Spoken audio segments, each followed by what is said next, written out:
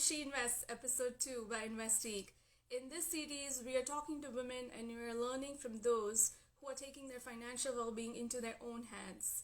We want to learn from those women who are not even taking their financial well being into their own hands, but they're learning judiciously. They are trying to figure it out. They are trying on how they can improve their financial wealth. And they are not dependent on the men in their family. As women, we usually tend to think of ourselves last, be it our health or well-being, be it we usually think about our family first when it comes to taking care of them. And wealth is the last one on our minds. So this is to talk to women. This is a little initiative to talk to women who are taking the financial wealth or who are taking the decisions of their financial wealth into their own hands. They're either doing the research themselves, they're learning, or they're talking to a financial advisor, but they take the helm of the financial investing. Last week we talked to Akriti Junjunwala, who was the founder of Trade Tarazu, and this week we are excited to talk to Shaina Bedi, who is the VP of Cold Steel Corporation, and she's also the creative editor of finmedium.com. So without further ado, let's invite Tanya. Thank you all for joining today. Thank you so much for attending. We will invite Shaina.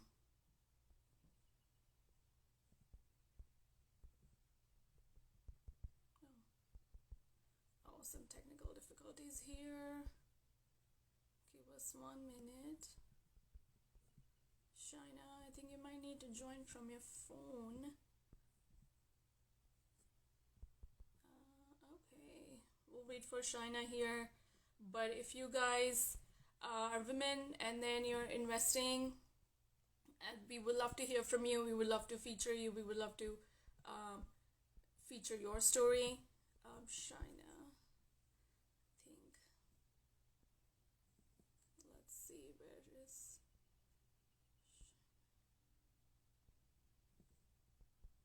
Shaina? I think we would want you to join from your phone. Sorry about that. Yeah, here we. Sorry about that. Little technical difficulties. I think we should have Shaina now. Let's see. Yeah, here we go. Hi, Shaina. Hi, Kanchan. How are you? Good. Thank you for joining. Oh, sorry about that. Thank you for joining. How are you? Thank you for inviting me to this very novel and creative idea that you've come up with, and it's so wonderful. Yeah, Thank you so much. no problem. Yeah, thank you. Yeah, basically, as we were discussing, our aim is to highlight the stories of women like you who are taking their investment journey into their own hands. Most times, we are like, let my husband manage it or my father manage it for me. So yeah, we are really glad to have you. And why don't you introduce yourself to our viewers? Absolutely. So yes, I am Shaina, as you already introduced me, and I've been brought up in Chandigarh. That's where I belong, and so I've been brought up in a business family where there was a lot of emphasis on learning and education. After completing my graduation in commerce honors, I then went on to do my master's in economics, followed by an MBA in finance. And then soon after my MBA, I got married and moved to Alwar, wherein I joined my husband's manufacturing business, wherein I took, so we manufacture pre-engineered steel buildings Okay. for large warehouses and industries. So that's where I actually um, took charge of operations and the financial department. And so that's what I've done for more than a decade now. Oh, wow. I've also been associated, not too long ago, I also got associated with FinMedium, as I was very intrigued, by this financial platform. and Right. finance has always been an area of interest. And so yes, that's really something that interested me, and I became a part of their infographics team, and Got enhanced my knowledge and polished my skills Yeah. as a, yeah. And I think most of our viewers should be familiar with FinMedium, but in case they're not, just give a little bit background on what FinMedium does. So FinMedium is a web-based magazine, basically, which is republishing content from a lot of authors. So there are these a lot of very well, technically very well skilled authors, but they do not get a proper platform to Yeah. present their articles and their thoughts and their ideas. So that's what FinMedium has become, basically a source for them to put in their content, and that's what we present to the world out there. So basically, very refined and crisp financial information for everybody out there. So yes, and Yeah. we also infographics are a part of it. So basically, simplifying a very complicated uh, data into a very, visually very Yeah. easy Easy to medium, understand. Right. Yeah. right? Presenting them like, a graphic. Yeah. So, and summarizing it, because we get impatient reading very long articles. So, there's this For one sure. graphic which gives a lot of information. That's, yeah. So Yeah, I mostly think that. our generation, most of us, some of us do like reading, but most of us want information fast and easy to understand. So Yeah. definitely infographics are very useful. So how did you get in the world of investing? Like when did you start? So, so in my family, I was always familiar with investing, since my Right. my mom was very focused on saving and investments, and I always had. I was never an alien to a lot of financial instruments. I knew about FDs and the various Okay. post office schemes, because those were the ones which were popular back then when I was, Yeah. a kid and growing up. Yeah. And so I started investing as soon as I started earning. But Okay. my the purpose of investing, as most of our purpose was to save tax, to get that particular amount in the saving bracket, which would actually basically cover up that tax saving amount, and I would be done with Right. that. So even if I had more amount to save or invest, that would just keep sitting in my account, and I wouldn't bother to do anything about it, beyond Yeah. beyond that particular earmarked tax sum.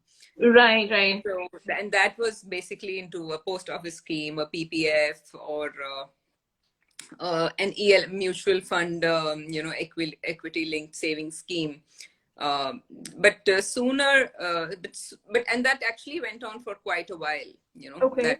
That sort of a pattern for a few years actually. Yeah. And but then when I actually observed, and I also had the financial education to be aware of, how the returns on mutual funds were very, they were beating inflation, they were beating the market Right. alphas. So that was really interested, and I had also matured as a person. I Yeah. was not that impulsive kid who would just say, "Okay, I just want to shop," and I still want to do that. But I also realized that it is very important to have have something to have a earmarked sum that would actually in a focused way will be saved for the future Right. exigencies, for a Hmm. financial freedom later on. So and so I enhanced my learning. I sort of Okay. read a lot. I had the backing, and my elder brother, who's a certified financial planner, also Oh, wow. handheld me. Very nice. So you have it in the family. Yeah. So he also handheld me in a lot of these investment decisions, I do. and I Yeah. started to diversify from the ELSS sort of schemes to equity schemes, and Okay. and and that's how I started, and grew into evolved into investing.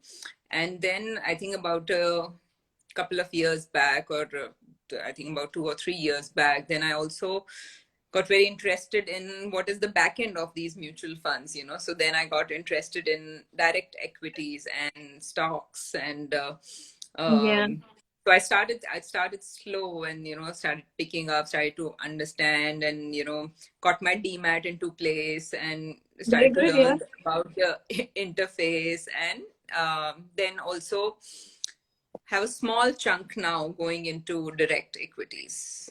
Okay. Gotcha. So yes, so that has been the Like the investing whole. process.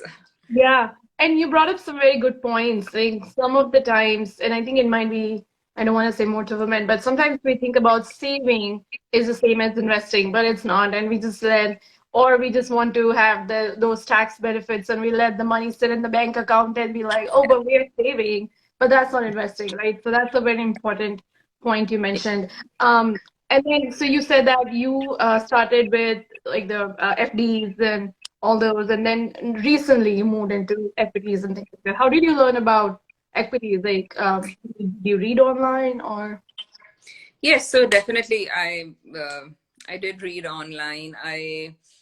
And I had access to financial dailies, and then as I as I started to study mutual funds better, I started to see, okay, for instance, if there is an HDFC equity mutual fund, okay, what are the businesses that they have invested into? So, and Okay. maybe I started, very safely into companies that I knew about, or some companies which I got to know about, and very, very small amounts. And it was more out of exploring it. I did not know if because Okay. it's an ocean of knowledge out there. Yeah. It could be a big bad world also, if you don't be very, very careful, because it's hard earned money at the end of the day. But Right. so so exploring it very, very slowly, just out of interest, just out of interest, to see how the returns are, how how you invest, and what does the market look like, how is it for that 9 to 3 time, and the ups and downs, and how the market crashes and goes up.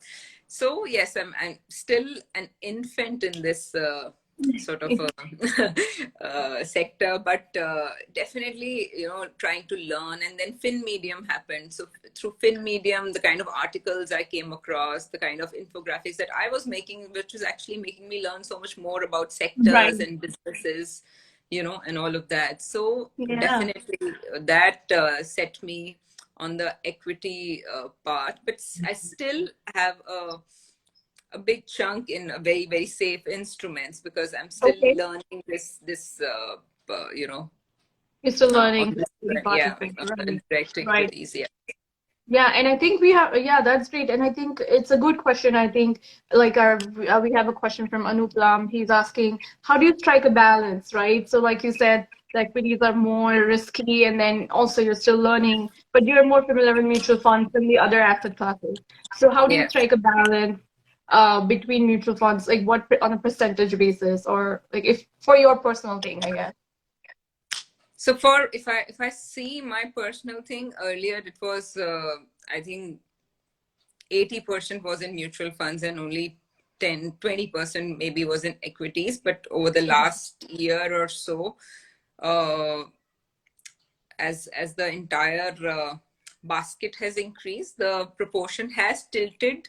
It is not still tilted towards equities, but maybe it has Yeah. become 60-40 now for Yeah. me. But Gotcha.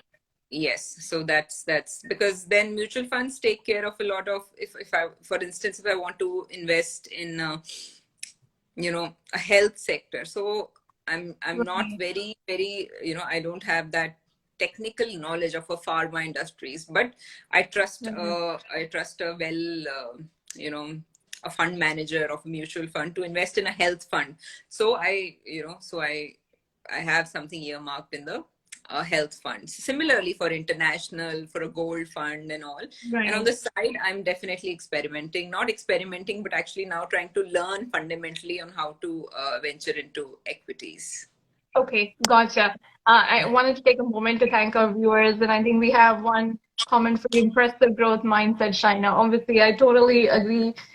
It's like you said, right? It's more important to keep learning because it's not like we have it all figured out. That's not what we are saying, but we are just saying that it's important to take control and just like invest the time and money, I guess, if it takes. If you're not comfortable learning yourself, reaching out to a fund manager, and as you said, the mutual funds are low risk, Absolutely. low return.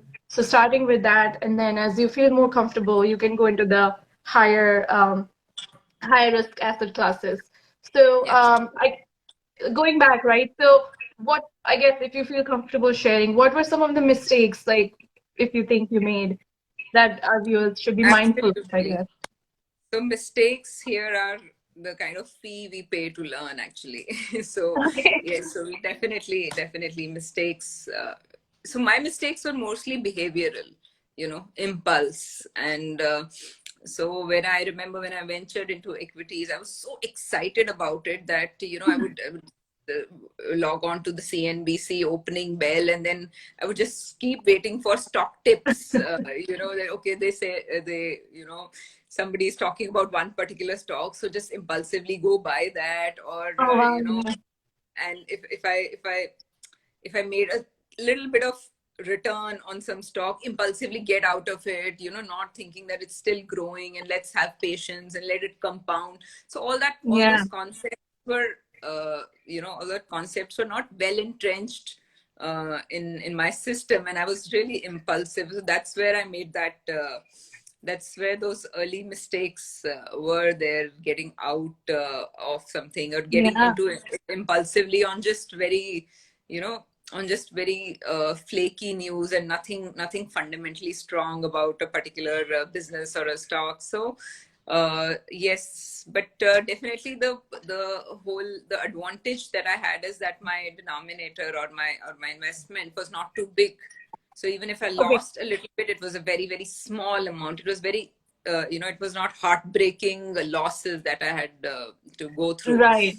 but it Right. was very, very small, because I was very wary also, because I knew it is a risky proposition. So Yeah. I, even if I knew it was a risky proposition, my impulses still at times So got the better of me. So yes, yeah. definitely it was. No, I think It's that's how you learn. very Actually, that's how you learn. yeah.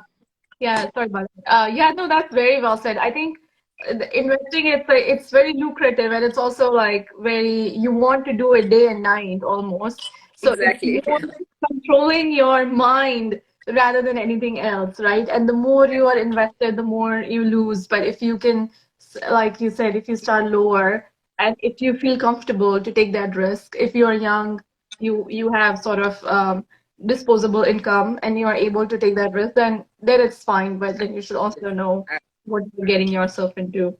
So Yeah. I guess let's also talk about a little bit about your journey into FinMedium, right? So, like you said, you are doing the infographics for them. That itself, what does that process look like? Because you have to take so much information and distill it into like one infographic. So that Yes. itself will be very educating, right? Absolutely. So that really helped me understand businesses. So that became my process, from investing into stocks to investing into businesses. Understanding the working of the sector, businesses. So all these articles that came in into FinMedium, to read through them, to actually summarize them into very crisp information on a graphic, actually took a very deep reading of those, intense reading, intense study of the of the this thing. So basically, how it was a compulsory study for me, Yeah. as I had to make a very crisp infographic, or I had to help the team make very crisp infographics, because we couldn't have the infographics with as much information as the as the article itself. It had to be The whole summarized. article, right? It had to Yeah. be, yeah. So that really helped, and that time I actually got a lot of knowledge. So that actually Right. also made me realize that there is a lot of information out there. We just need to seek it, we just need to Right. seek it, we just need to get started on that learning curve, and then there's a whole world out there, and we're just limiting ourselves. Yeah, no, for sure. And I wanted to go back to your previous comment. We're also getting comments from our viewers. Pratik Pawanchi said that that was a very good comment you made, that invest in the business and not the stock, right? So know about the business, learn about Yes. them, and then invest in them rather than just like following a tip from Yeah. somebody. But we do that as we start. So I guess and then we also have good thought of not getting, good thought of not getting influenced by TV anchors. Manish G said that.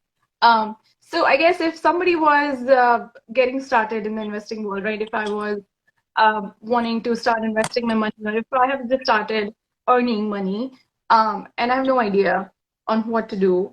So what would be some quick 2-3 steps that you would tell someone to? Yes. So I think if we think particularly of women here, Yeah. uh, we tend to get intimidated. We tend to fear numbers and fear figures and fear big words like investments and all. And ironically, we run households, we save so well, we multitask so well, but as the moment there is something about investments or something about where to channelize that amount, we suddenly have blinders on and we look the other way. Yeah. So I think the first thing is to just get over that fear and step in the arena. And and that would happen by making yourself aware, because obviously without being aware, you are at a risk of losing a lot of you're losing hard-earned money. But Right. but how to make yourself aware is starting to read. I think Right. that one thing is very, very basic to it. Financial, or there are so many financial dailies that come up with the personal finance sections. There are things like ET Wealth, which has very uh, information for people like us who are new to investing, or who Right. want to venture Right. to invest. They talk about funds, they talk about where to invest, what sectors, etc., and making it very simple, Mm-hmm. and not making it too complicated. So uh, those that learning, and be aware of what is happening. Right. Don't, if somebody's talking about rates, property rates, gold rates, don't just turn the other way, that's my husband's or my father's business. Right. Get yourself acquainted with what is being spoken over Exactly. there, and Yeah. and once you have the money in your hand, just start. It's Right. even if you start very small, you will get confidence slowly. You will. And if you think that you're not very well equipped to invest completely on your own, then do not hesitate to take help Right. from a financial advisor, from somebody. But not to get into a trap of you go to a bank and that RM starts to sell you something there. Okay, buy this Right. insurance, so not to, but have a very, even if you're consulting an advisor, know what he's telling you to do. Yeah. Think Right. about it, read about it, study about it, and then get on with it. Because eventually, we cannot turn away from a few things. Like, we would need amount for emergencies, we would need Right. a significant health cover or a life cover, and we would Right. need something earmarked for the medium and long term goals, financial freedom, Right. retirement, for uncertainties. Life is not very Right. certain, and Yeah. something unexpected could happen anytime. So we might not want to think about money at that point of time, but we need to have it with us. And we should not, we are not illiterate. Yeah. We should not Right. worry about what we should read, what we are signing, where we are. We should Right. know about our, Exactly. Yeah. we should know about our rights as in properties, in inheritance, uh, and not just limit ourselves. Okay, I have a locker and I have this jewelry, and the jewelry is going into the locker. We need to have some financial assets, which can be Right. liquidated when needed, instead of, because if we have a property in our name, we'll, in an emergency, we'll not go out selling a house or something, you know. We Right. need to have something that can be liquidated in an emergency. Right. So all of this information, there is lots of information available, you know, and all we need to is want to learn, you know, Yeah. want to get that independence, want to not depend. You know, we can take help, but let's not completely depend On someone. on, you know, somebody to just take care of everything that we have earned. So that Yeah. control, that control, getting the control of what you have and what you are going to have in the future is really important. You Yeah. know, so that's something that we must be very careful about. Yeah. No, I agree. And you have summarized it so beautifully. I think that awareness, first of all, is the key. You need to be aware and not to turn a blind eye, right? Women, we have reached the moon literally, and we have done everything possible. But when it comes to financial decisions, we are just like, somebody else will take care of it. So we just need to change that attitude. And as we said, learning is the key. Learn, there's so much information out there. There's so many outlets. There are also websites and blogs that focus only on women, and they are trying to help women to take charge of their financial wealth. And lastly, is just taking the dive. It's almost like any decision, be it education, marriage, or financial independence, you have to take the dive at some point. You Absolutely. can, yeah. I want to make sure I get all your comments here because we have great comments here. A new reality one says it takes deep learning to summarize into infographics. Manish G says print medium graphics are awesome. Anup Lam says please have some infographics on women investment stats for awareness. I'm a fan of your work. So we have fans of your work here. That's really great. Tanvi says very well said.